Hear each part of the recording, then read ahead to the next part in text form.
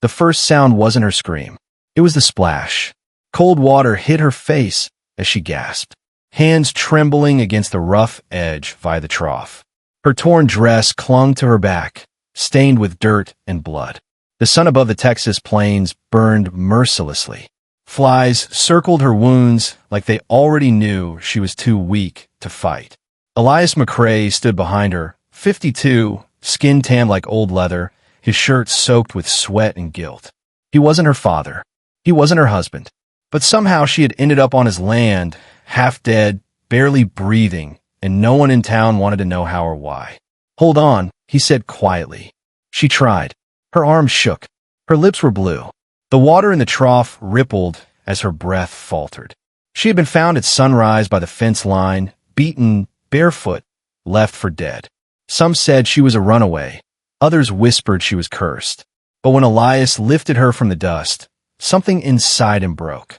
He had seen dying cattle, starving men, and burned houses. Yet never had he seen eyes that empty. He poured water over her shoulders, washing the blood away. The sound of it was soft, almost tender, and for the first time that morning, she moved. Her fingers gripped the wood tighter, refusing to let go.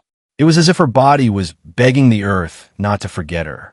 The ranch was silent, except for the wind. No one came to help. No one dared. Elias looked at the horizon, at the long road that led back to the town of Moiti. He knew the men who did this. Men with boots polished by fear. Not dust.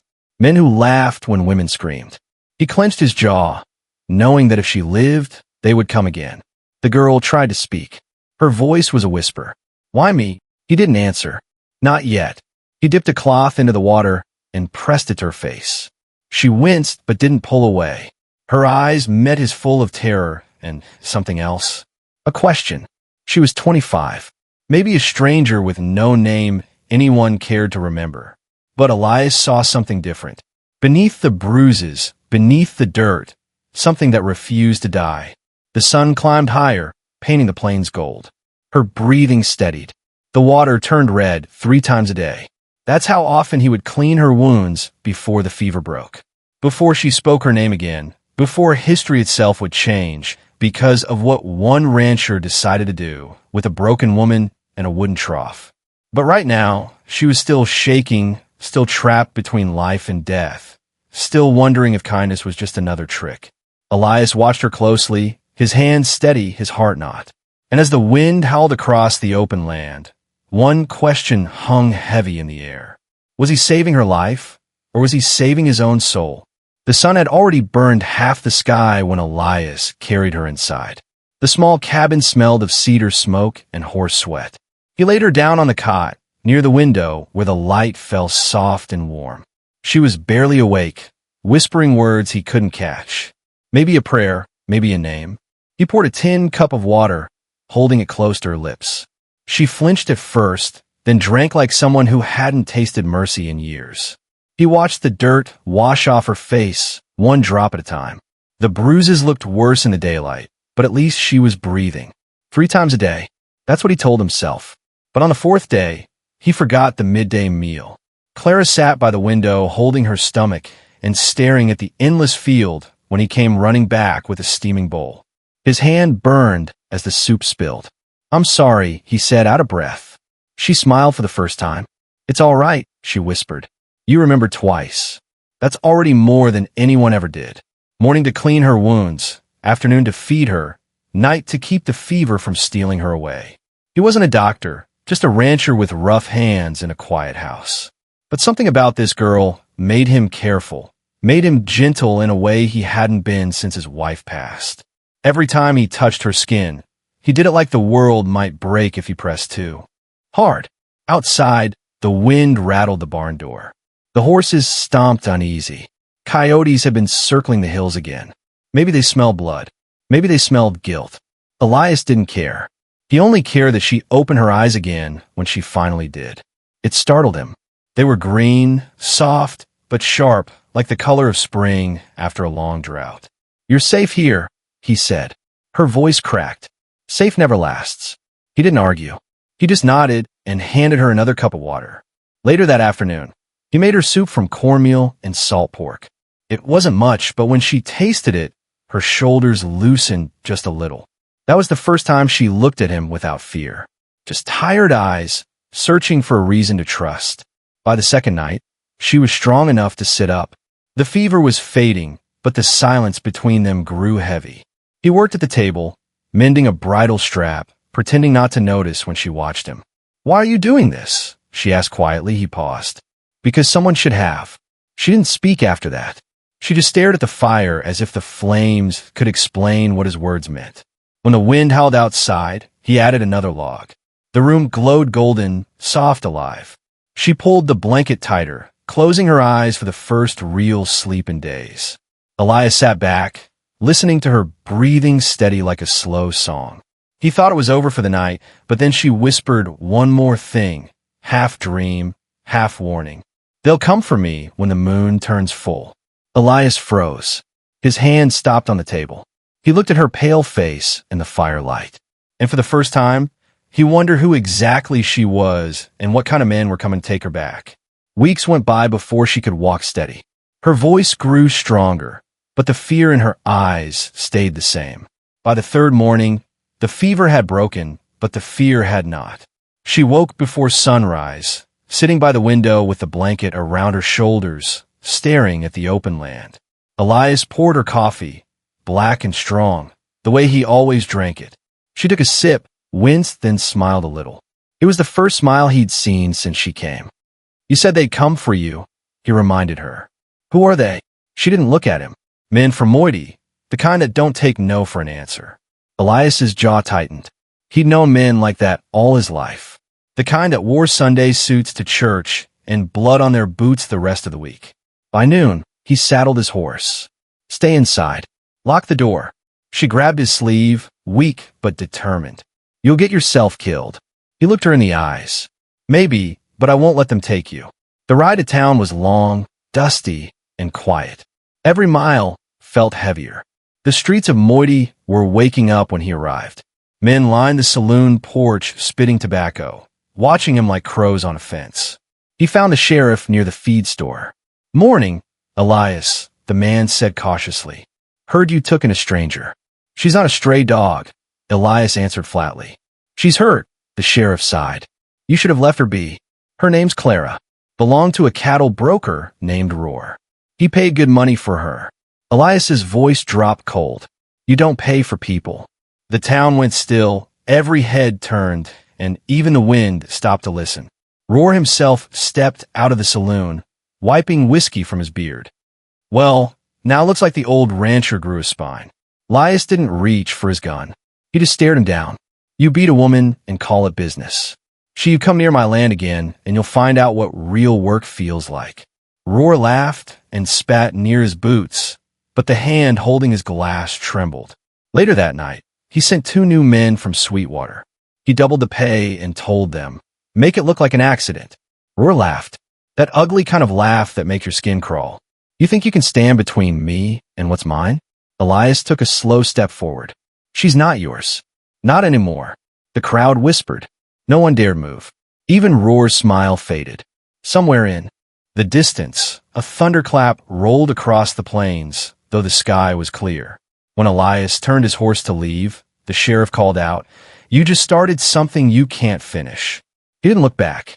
"Then I guess I better make it worth finishing." That night, as the sun bled into the horizon, Claire waited on the porch, eyes wide with worry. When she saw him returning, her breath finally eased. He looked tired, older somehow, but unbroken. "They know now," he said simply. She whispered, "What did you do?" He glanced at her, a faint smile crossing his weathered face. "I told the truth, and in a town built on silence, and that was enough to make enemies." Now, if you've been following this far, take a sip of your tea, lean back a little, and tell me where you're listening from. I'd love to know. And if you want to see how this story unfolds, hit that subscribe button. You won't want to miss what happens when the men from Moiti come knocking at midnight. That night, the wind shifted. It came crawling down from the canyon, dry and mean, carrying the kind of silence that makes dogs hide under porches. Elias felt it first. The hair on the back of his neck stood up. He stepped outside, rifle in hand, scanning the open land. Claire was still awake, sitting by the fire. Her hands gripped the edge of the blanket. "They're coming, aren't they?" she whispered. He nodded. Roar doesn't take humiliation kindly. He had moved her bed to the cellar that afternoon, just in case. Now he poured oil into the lanterns and checked every lock. The moon hung low, fat and orange, lighting the ranch like a stage. Every sound was sharp. The creak of wood, the groan of a horse, even his own heartbeat. Out near the fence, 3 shadows broke from the dark. Men on horseback, no headlights, no voices, just the steady thud of hooves on dry dirt. Elias took a slow breath. He wasn't young anymore, but he'd been in his share of fights. He didn't need speed, he just needed patience. He waited until they reached the corral. Then the first lantern flared. One of the men cursed. "He's here." Elias fired once, not to kill, just to scare. A second shot followed from a barn. Sharper, cleaner. It came from old Jake, the ranch hand who had worked beside Elias for 20 years. Nobody ever saw him leave that barn again, and nobody ever dared to ask. The shots split the air like thunder. Horses reared. One rider fell, screaming. The others ducked behind the fence. Inside the cabin, Clara crouched near the stairs, her eyes wide. She could hear his voice outside. "Calm as stone. You picked the wrong night." "Boys!" They fired back, splinters flying off the porch rail. Elias moved like he'd rehearsed this his whole life. Each time they reloaded, he shifted position, drawing them closer to the barn where he'd laid his trap. A spark caught, then a roar. Flames shot up from the haystack, lighting the night bright as noon. The men panicked, blinded by the fire. Elias lunged forward, knocking one to the ground. The others fled, one dragging the wounded man by the arm. When it was over, the ranch was quiet again, except for the crackle of fire and Claire's footsteps on the porch. When dawn came, the sheriff knocked on the door, face hard as stone. "Being fire was an accident, right?" he asked. Elias nodded slow. Claire hid behind the curtain, clutching a paring knife tight enough to turn her knuckles white. She ran to him, eyes full of fear and relief. His shirt was torn, his knuckles raw, but he was still standing. "You could have died," she said. He wiped the sweat from his brow. "Not tonight."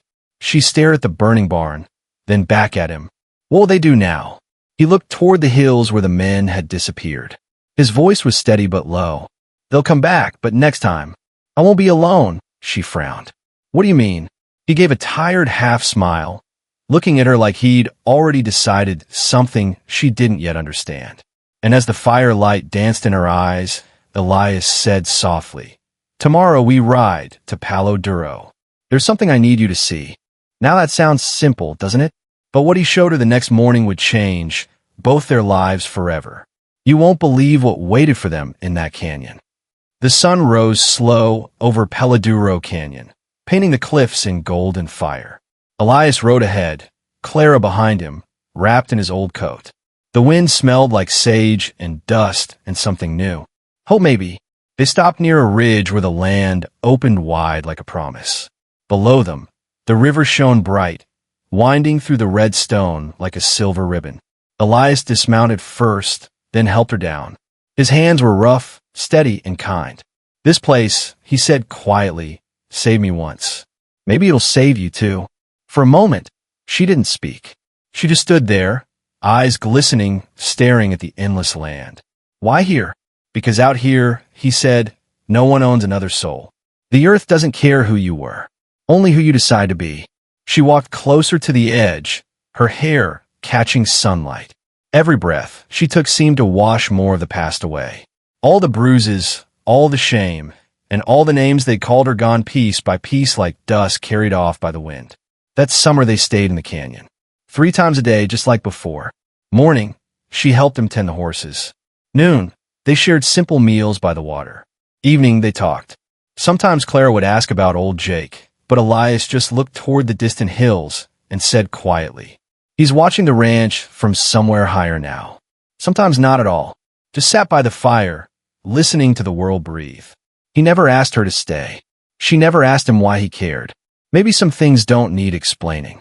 Maybe healing doesn't come with words, only with time.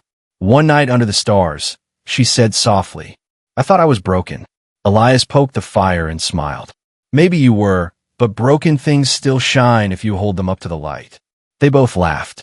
The kind of laugh that makes you believe in life again. When fall came, they built a small cabin by the river. Not much, just 4 walls and a roof that leaked when it rained. But it was theirs. No debts, no fear, just peace. Years later, folks would say that little ranch became a refuge, a place where no woman was turned away. No hungry soul was ever told to leave. Some said that what Elias and Clara did changed that valley forever. Maybe it did. Maybe kindness really can echo that far. So, if you've been listening this far, maybe ask yourself, when was the last time you offered someone a bit of kindness? Not because they earned it, but because you could. And maybe ask too, if you were Elias, would you have stopped that day by the fence, or would you have kept riding? If this story touched you, take a second to click like. It helps more than you know. And if you want to hear more stories like this, go ahead and subscribe. And remember, healing doesn't always roar. Sometimes it just whispers 3 times A.